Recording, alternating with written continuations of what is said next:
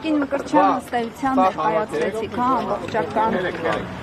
ներկայացրեցիք, ամբողջական իրավիճակը Հայաստանում։ Եվրոպացի ձեր գործընկերներից ինչ ակնկալիքներ ունեք, մասնավորապես Բաքվում պահվող գերիների հետ կապված, երբ որ մենք տեսնում ենք, որ իշխանությունը քայլեր չի ձեռնարկում։ Եվրոպացի գործընկերներից, եվրոպական կառույցներից, միջազգային կառույցներից, որոնց կանոնադրային նպատակները մարդու իրավունքների եւ ազատությունների երաշխավորումն է եւ դրանց վիճակի վերաբերյալ հսկողություն իրականացնելը, առաջին հերթին ակնկալիքը չկեղծելն է։ Մի կեղծեք այն արժեքները, այն իրականությունը, որի մասը կազմում եք նաեւ դուք, որքան էլ հայ ժողովրդի եւ հայ հասարակության, Հայաստանի քաղաքացիների իրավունքները հեռու թվան Բրյուսելից, հեռու թվան եվրոպական այլ մայրաքաղաքներից եւ որոշումների կայացման կենտրոններից, միևնույն է, հայ ժողովրդի իրավունքների ոտնահարումը ստվերում է իրենց աշխատանքը, իրենց գործունեությունը։ Հիմա ակնհայտ է, չէ, որ մեր քաղաքացիների նկատմամբ այն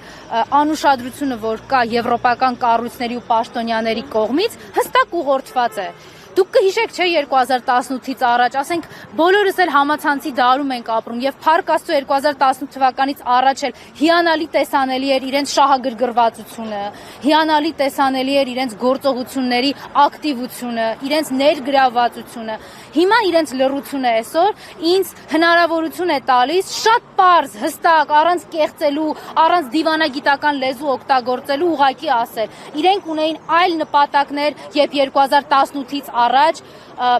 ամենափոքրիկ անգամ մարդու իրավունքների խախտումը ներկայացնում էին որպես բռնատիրական ճանապարհին կանգնած Հայաստանի կառավարության կամ Հայաստանի իշխանության մեղավորություն։ Այսօր Հայաստանում խոսքի համար մարդ է սպանվել դատարանում։ Արմեն Գրիգորյանի վերաբերյալ ծպտուն չեն հանել միջազգային կառույցները, չեն դատապարտել Հայաստանի իշխանությունների գործողությունները, չեն խոսել Սոնա Մնացականյանի մասին, ով ուղիղ իմաստով ուղղակի հայտնվել էր Նիկոլ Փաշինյանի հարյուրավոր ախրանիկներով ընթացող Շարասյան դիմաց։ Իսկ հիշում եք ինչ էին ասում 2018-ից առաջ, երբ Հայաստանում պաշտոնյաները երկու մեքենայով էին շրջում, ասում էին, որ սա բռնապետության, ոստիկանապետության հիմքն է դրվում եւ այլևս հնարավոր չէ այս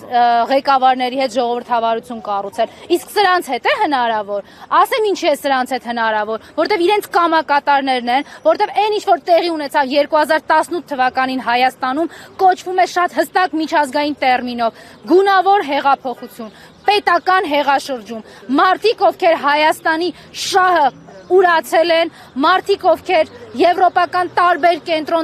կենտրոններում եւ աշխարհաքաղաքական տարբեր մայրաքաղաքներում խոստացել եւ իրենց հրամայականն են համարում Հայաստանի պետության շահը ուրանալ, հայ ժողովրդի շահը ուրանալ, Հայաստանի եւ Արցախի իրավունքների հետ կապված զիջումների գնալ այնքան, որքան հնարավորություն կլինի եւ որքան անհրաժեշտ կլինի այլ աշխարհաքաղաքական կենտրոններին Նիկոլ Փաշինյանի աթոռը պահելու համար։ Նիկոլը ներողություն եմ խնդրում, մեկ անգամ չի որ ապացուցել է։ Ինքը Արցախն էլ, Հայաստանն էլ եւ հայ ժողովրդին էլ կուրանա այնքան եւ այնչափ, որքան անհրաժեշտ է իր աթոռը պահելու համար։ Կոչս է, թող եվրոպական կառույցները, այստեղ եկած դելեգատները, պատվիրակներն ու ներկայացուցիչները չդառնան դրա մասնիկը, որտեղ հայ ժողովուրդը երբեք չի համարելու, որ սրբազանները հանցագործներ էին։ Ինչքան էլ որ դուք փորձեք ձեր քաղաքական պրոպագանդայով այս ամեն ինչը տարածել։ Հայ ժողովուրդը հիանալի գիտի այդ քաղաքական SMS-ների եւ այդ քաղաքական վճիռներ կոչվածների աղբյուրին էլ հետևանքներն են։ Մի օր պետության վերականգնումից հետո սրա վերջը գալու է։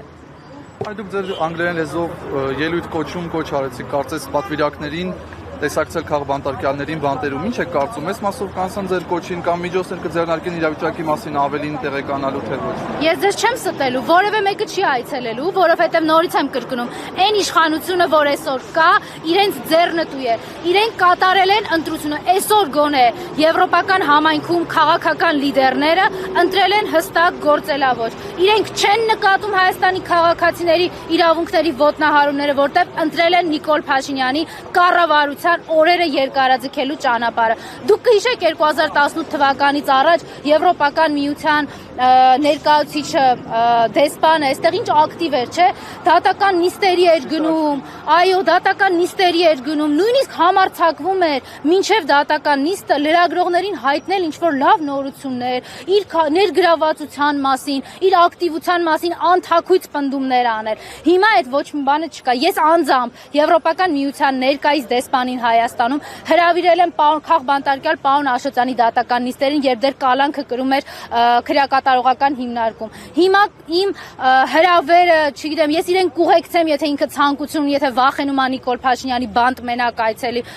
ես իրեն կուղեկցեմ, թող այցելի սրբազաններին, թող այցելի բարերարին, թող այցելի քաղաքապետերին, ովքեր նստած են, թող այցելի են պարզ մարդկանց, ովքեր Գյումրու հրապարակում գնացել էին հայտնելու իրենց խաղաղ անհամաձայնությունը, ով ում տեղը ես ես վստահեցնում եմ, ցուցակը նույնիսկ մեր ակցիայի մասնակիցները ընթերցեցին, դա ամբողջական ցուցակ չի։ Նիկոլ Փաշինյանի իշխանության գալուց հետո 2018 թվականից ի վեր այս 7 տարիների ընթացքում այդպիսի ժամանակաշրջան չի եղել, որ Հայաստանի բանտերում նվազագույնը 5 տասնյակին հասնող քաղաքական բանտարկյալներ եւ քաղաքական մոտիվներով կարված գործերով մարդիկ չհայտնվեն։ Սա է այն իրականությունը, որը կա։ Եվ հիմա եվրոպացիների, աշխարհաքաղաքական կենտրոնների, իրենց միջազգային կառույցներում մարդու իրավունքների պաշտպաններ հռչակածների ընտրությունն է։ Կազմում են այս ամեն ինչի մասը, թե վերանայում են իրենց դիրքորոշումը արժեք համարելով մարդուն եւ մարդու իրավունքները, այլ ոչ թե Նիկոլին եւ իր կառավարությանը։ Շնորհակալ։